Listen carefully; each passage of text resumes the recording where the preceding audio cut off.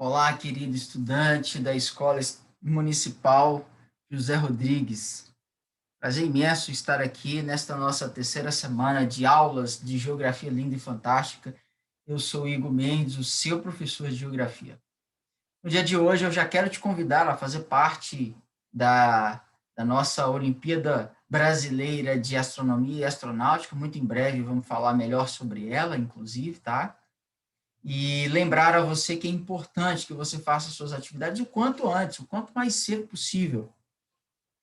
Claro que nós estamos pedindo as fotos também das suas atividades, mas eu, em especial, corrigirei a sua atividade direto na apostila. Por isso que é importante que você faça toda semana a quantidade que nós estamos pedindo para ser feita aí, tá certo? Não deixar de fazer de forma alguma as atividades. Já estamos caminhando da metade para o final da parte de geografia, então faça, porque essas atividades elas deverão ser entregues ao final do bimestre. Então, o bimestre nosso termina aí no início do mês que vem, no início do mês de maio. Então, cuidado, não deixa para trás não, faça tudo que tem que ser feito, resolva as atividades na sua apostila. Essa semana, inclusive, eu pedi para resolver na apostila, certo? Não deixe isso de lado. Seguindo aqui, esta aula é uma aula que nós trabalhamos dentro do que a apostila está trazendo. E a apostila trouxe características gerais do planeta Terra. O planeta Terra, que é tão vasto, que é tão grande, mas maior que o planeta Terra é o Sistema Solar, e maior que o Sistema Solar é a Via Láctea, que maior ainda são as constelações e outras tantas regiões possíveis no universo. A Terra foi provavelmente originada através de uma força gravitacional que condensou diversos materiais pré-existentes no espaço. Esses materiais, eles foram constituídos de partículas como poeira cósmica, gás, tanto é que essa poeira cósmica, mais um conjunto de gases e pressões, formam algumas estrelas, e o Sol é uma delas. Aqui você vai ver aí aquela pré-formação, né, da Terra logo após o chamado Big Bang, que é a grande explosão. Aqui a Terra, assim que já tinha tomado a distância maior, já tomando uma constituição mais sólida, constituindo, portanto, num corpo ainda em grande temperatura, mas sem a capacidade de qualquer condição de vida poder acontecer. E hoje você vai perceber a Terra dessa maneira. Olha como é que mudou a constituição de cores da Terra, totalmente diferente. Mas o interior da Terra ainda apresenta algumas partes de temperaturas muito elevadas, de pressões muito elevadas também. Você verá que a Terra ela é formada por algumas camadas, né? Imagine que é como se fosse uma cebola. Então, tem a litosfera, que é a camada de rochas, litos significa rocha, hidrosfera, hidros significa água, atmosfera, atmos quer dizer o que vem do céu, o que vem de cima, ou apenas gases, e bios, vida, fera, esfera ou camada. Então, biosfera é a camada em que prevalece, em que acontecerá a vida. Muitos elementos químicos formados entraram nessa composição, sendo que os elementos mais densos tenderam a permanecer no centro desse redemoinho gravitacional, que é o universo e depois a Terra que se transformou. Aqui são algumas dimensões ou tamanhos possíveis para a Terra. O diâmetro da Terra, mais de 12 mil quilômetros, a área da superfície, mais de 510 milhões de quilômetros quadrados, a massa da Terra, 5,9 vezes 10 elevado a 24 quilos, a distância em relação ao Sol é de 149 milhões de quilômetros quadrados, o satélite natural, um só, que é a Lua, e há quem diga que a Lua, a constituição rochosa da Lua é tal qual a da Terra, dos mesmos componentes. O período de rotação dá em quase 24 horas, 23 horas, 56 minutos e 4 segundos.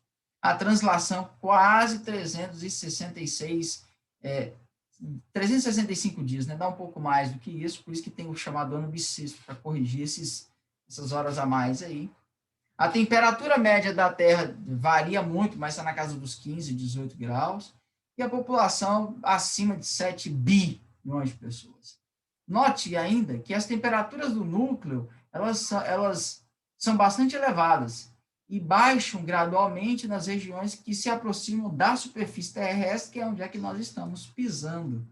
Ainda hoje existem alguns resquícios que podem ser observados, como o caso do núcleo formado de níquel e ferro, está em estado ígneo ou pasta, no caso aqui, ígneo, bola de fogo, né? Igneos, fogo.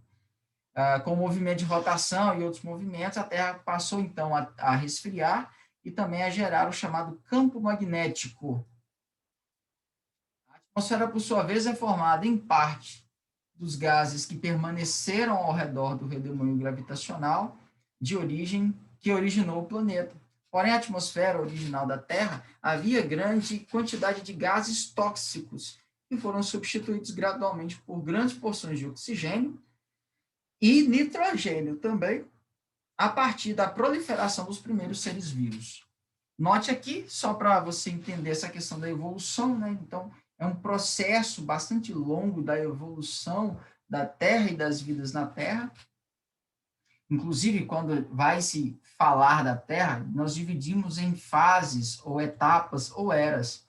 São 4 eras geológicas, alguns falam de mais do que isso, mas basicamente é o pré-cambriano, paleozoico, cenozoico, mesozoico, cenozoico, essas 4.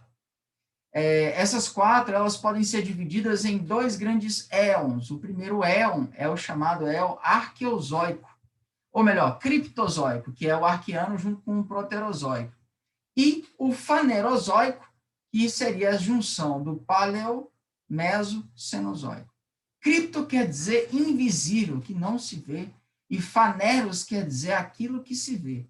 Ou seja, é vida que se vê. Oikos significa casa, vida. Fanerozoico, esse zoico no final indica vida. Faneros, visível, então vida visível. Então, na crosta terrestre, nós temos a solidificação de minerais, a formação de minerais, esfriamento natural, à medida que está mais longe do núcleo, até porque o manto também, que está entre o núcleo e a litosfera, ou no caso a crosta, o manto tem temperatura intermediária. Se a crosta tem uma temperatura média de 15, 18, 20 graus, o núcleo tem temperatura em torno de 6.000 graus, o manto vai apresentar uma temperatura média de 2.000, 2.500 graus. Veja que é intermediário. A idade da Terra ela é calculada em aproximadamente 4,6 bilhões de anos. E isso acontece por causa de datação das rochas, ou datação geológica das rochas. Por isso. Você as 3 camadas que nós citamos, de fora para dentro, crosta terrestre, depois o manto, essa parte em laranja aí, né? A segunda laranja, e depois o núcleo, que é a parte mais interna. Se a gente for olhar em relação a volume, o núcleo apresenta um volume maior. Se a gente for olhar por questão de massa, de peso, o manto apresenta um tamanho maior. E aqui, só para você enxergar a superfície da Terra lá na fase inicial, como é que ela era praticamente líquida, né? Foi com o tempo que ela começou a resfriar e formar essa massa sólida em que nós podemos pisar sobre ela. Ainda na sua apostila aparece, na parte finalzinha, as chamadas zonas térmicas da Terra. Zonas térmicas ou regiões térmicas também.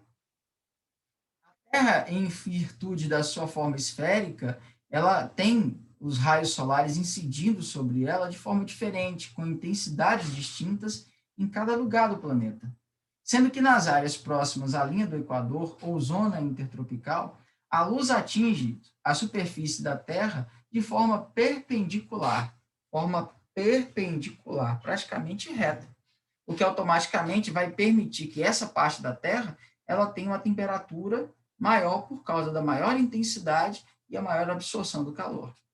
A zona intertropical, né, saindo da linha do Equador em direção aos polos, os raios vão ter uma angulação um pouco diferente, uma angulação um pouco mais deitada, o que dará, então, a essa região a característica de ter uma intensidade e calor menor do que a região próxima ao Equador. E aquela que é mais fria ainda é aquela próxima aos círculos polares, aos polos, em que as temperaturas são bem mais brandas, menos intensas, porque os raios solares que incidem sobre elas são raios que praticamente não conseguem deixar energia aqui na superfície. Por isso é que, de fato, a zona polar é a área mais fria, de menor temperatura aqui. Então, de azul ou verde vai ser para nós as áreas mais frias, zona polar ártica ou zona polar e a zona polar antártica. Essas duas apresentam médias térmicas muito baixas, formação de gelo, enfim. Essa parte em laranja tem a zona temperada sul e a zona temperada norte, aqui, aí a norte. A norte marcada pelo Trópico de Câncer e a sul marcada pelo Trópico de Capricórnio. Temperaturas que não são nem muito altas, nem muito baixas. São temperaturas médias. Isso por isso que é chamada de temperada, porque ela não é nem alta e nem baixa. E a zona tropical, ou também chamada de zona tórrida, eu gosto de falar zona tórrida porque me lembra torrada. E para fazer uma torrada, precisa ter temperatura elevada. Por isso que a zona tropical, próxima ao Equador, e aqui está marcado pela cor, né, a faixa marcada pela cor vermelha, indica maior temperatura nessa parte. Assim sendo, essas são as três zonas térmicas: zona polar ou glacial, zona temperada, zona tropical ou intertropical. Tanto faz, quanto uma quanto a outra. Por que elas acontecem dessa maneira? Por causa da esfericidade da Terra, e ela é levemente achatada nos polos, e obviamente ela é um pouco mais extensa aqui, próxima à linha do Equador. Juntando a isso, quando se junta isso, eu observo a angulação feita aqui, ó, pela Terra em relação ao plano do Sol, o que vai dar, então, superfícies variadas de aquecimento ao longo do ano. Lembre-se, nesse movimento de rotação, basicamente nós temos acontecendo dia e a noite, e no de translação acontecerão as chamadas estações do ano, que são 4 estações. As estações elas acontecem de acordo com essa posição do Sol no céu ao longo do ano. Note que é esperado que o Sol, ao longo do ano, ele passe pelo menos 2 vezes pela linha do Equador. E em cada trópico, ele vai chegar aí, ele vai incidir sobre cada trópico, o que seria uma vez no ano. Aí você percebe, então, a formação das estações do ano e as diversas temperaturas do ano. No mais, esse é o ponto final para a nossa aula dessa semana. Eu espero que você já esteja fazendo suas atividades, montando tudo certinho, deixando na apostila, deixando tudo ok, colocando o seu nome certinho, tá? Para que nós possamos ter um bom desempenho daqui para frente. Forte abraço e até a próxima aula.